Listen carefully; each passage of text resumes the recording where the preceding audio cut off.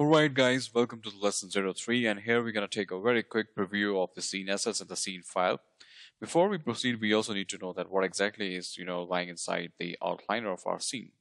So let me just open up the outliner, Windows outliner, and here in front of me you can see that I've already marked out the important settings inside the group called B_G, which is the BG group. And if you're going to open that up, you could see that there is properly synchronized, the mesh elements, and there are certain lights that we would be using. And I can also put them inside the group. Let's say the light underscore group. Okay. And we have a light group, we have the mesh group, and there is something called the sword group, which is very, very interesting, which is the mighty sword, I must have to say. So the simple setup is that, guys, there is, some piece of the stones or the rocks, and, there is a hand. Let me just kind of open that up a little bit up, and let me kind of maximize the Maya. Yeah, that's perfect. And this is basically the sword, okay, that we had, model out, simple polygon model layout. And this will going to release the burst of energy that we already discussed in our intro lessons. So these are some important elements to that, and I've added all of the elements inside the the sword underscore group. And let me just gonna just deselect this one, which is must be, I guess, the sword proxy. So sword proxy is another piece of the mesh that we are using inside the reaction, which is very, very important as it to release and burst out the source of the energies.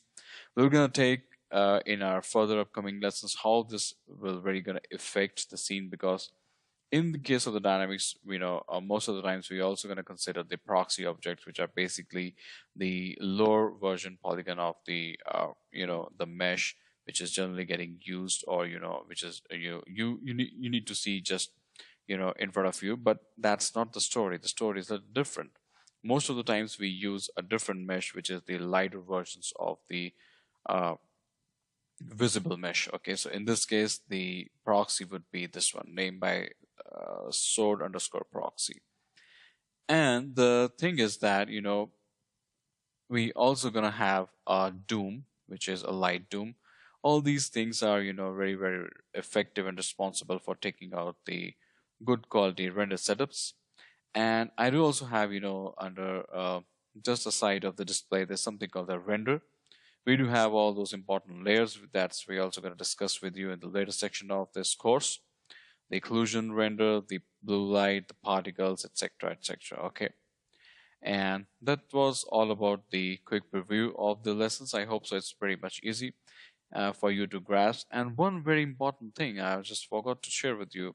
The thing is that all these rocks are actually having the Mendel ray. I think so. It must be there. Yeah, the Mendel ray subdivision approximations. For those who need a little bit refreshing regarding the Mendel ray subdivision approximation, this is basically a process which will going to enhance the capabilities of the mesh when we are using the displacement map over the base polygon object. All right. So this is basically having an open EXR file format map attached to this mesh, which is basically the mesh that I just sculpted inside the mud box and just bake out the displacement map and brought inside over here. So all these pieces of the rocks or the stones are using the displacement approximation. So you need to be a little bit very careful regarding the rendering session. All these things I'm discussing with you in the beginning, because many of the times I've got to receive emails or calls from the students that our rendering is taking too much time than from the expectations. So the simple reason is that because you need to take care of all the things inside your scene. All right. So once obviously I'm going to share important techniques and settings at the end of this course regarding the rendering session, especially regarding this background elements. But it's also very important that you should know that what exactly is existing in your scene. Okay. So let's just close that up. And I think that was a very quick review for understanding and grabbing the scene assets of our scene. So let's get started with the next lessons to start with the process of the creation of the magic particles.